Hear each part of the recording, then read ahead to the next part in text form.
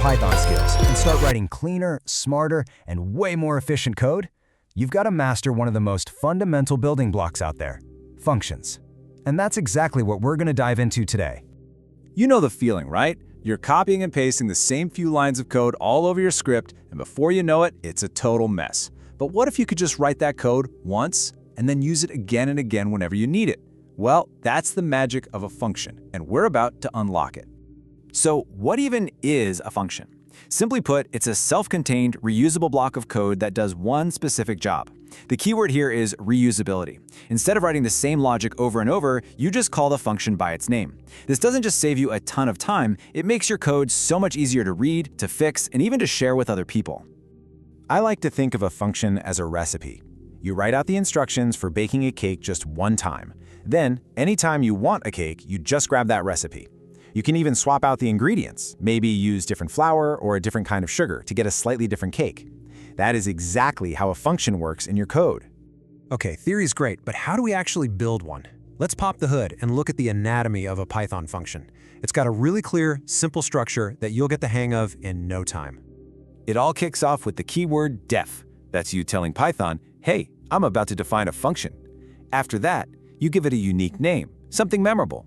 Then you add a pair of parentheses, and you finish the line with a colon. That colon is super important. It tells Python that everything indented after this line belongs to this function. Let's look at a real example. Here, we've defined a function we're calling simple add. See the empty parentheses? That means this one doesn't take any special ingredients or inputs. Inside the function's code block, we just set a to 10, b to 20, and then we print their sum. A really basic but perfect starting point. But wait, here's a step that trips up so many people when they're starting out. Just defining the function doesn't actually make it run. You've written the recipe, but you haven't actually baked the cake yet. To make the code inside run, you have to call the function by its name, followed by those parentheses. Calling simple add is what actually runs the code and gives us that output of 30. Now that simple add function was a decent start, but it's pretty rigid, right? It can only add 10 and 20. To make our functions truly powerful, we need a way to pass data into them. And we do that using something called arguments. Okay, first, let's get some terminology straight, because these two words get mixed up all the time. In the function definition, the recipe itself, the variables inside the parentheses are called parameters. Think of them as placeholders, like amount of sugar in the recipe. When you actually call the function, the real values you give it, like 2 cups of sugar, those are called arguments. They're the actual ingredients. So here's our add function again, but this time it's got an upgrade. We've given it 2 parameters, a and b. Now, when we call add with args, we can pass in any 2 numbers we want as arguments. See? We can use it for 10 and 20, or 50 and 100. It's the same recipe, but now we can use different ingredients every time. This is what makes it so reusable. Let's power this up even more with default arguments. You can actually set a default value for a parameter, like c equals 0 right here. What this means is, if you call the function and you don't provide a value for c, it'll just use 0 automatically. It makes your function more flexible. The one rule you gotta remember is that any parameters with default values have to come after the ones without. Another awesome feature is keyword arguments. This lets you spell out exactly which argument goes to which parameter when you call the function, and because you're naming them, the order doesn't matter anymore.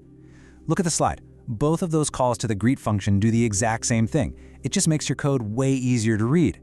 So far, our functions have expected a specific number of inputs. But what happens when you don't know ahead of time how many arguments you're going to get? Well, Python has a super flexible way to handle exactly that scenario. I mean, think about it. Are you really going to write a function to sum 2 numbers, and then another one for 3 numbers, and another for 4? No way. That completely defeats the purpose of being reusable. We need one function that can handle any number of inputs we throw at it. And the solution is args. That little asterisk is where the magic happens. It tells Python, hey, just gather up all the arguments somebody passes in and pack them all into a tuple. We usually call that tuple args by convention. Then, inside the function, you can just loop through that tuple and work with as many values as were sent. But what about keyword arguments? What if you want to handle a bunch of those? For that, we use its cousin, double kwargs. That's with 2 asterisks. This syntax packs all the keyword arguments into a dictionary. This is so useful for things like creating a user profile where you might get a name, an age, a location, or maybe just a name. So let's just lock this in real quick. Use a single asterisk, args, when you have a variable number of plain old arguments, they get packed into a tuple. Use a double asterisk, double kwargs, for a variable number of keyword arguments, and they get packed into a dictionary. It's a really powerful tool to have in your back pocket. Okay, last but not least, let's talk about a really critical concept, variable scope. This is all about where your variables can be accessed from. And trust me, understanding this is going to save you from so many headaches and bugs down the road. There are really two main types of scope you need to know. A global variable is one that's created in the main body of your script, outside of any function. You can access it from anywhere. On the other hand, a local variable is created inside a function, and it only exists inside that function. And here's the absolute key takeaway. As soon as the function is done running, any local variables it created are just gone. They're destroyed. You can't get to them from anywhere else in your code. Now, that might sound like a bad thing, but it's actually an amazing feature. It keeps your functions totally self-contained and stops them from accidentally messing with variables somewhere else in your program. And there you have it. That's your core function toolkit. Just remember, functions are all about making your code reusable.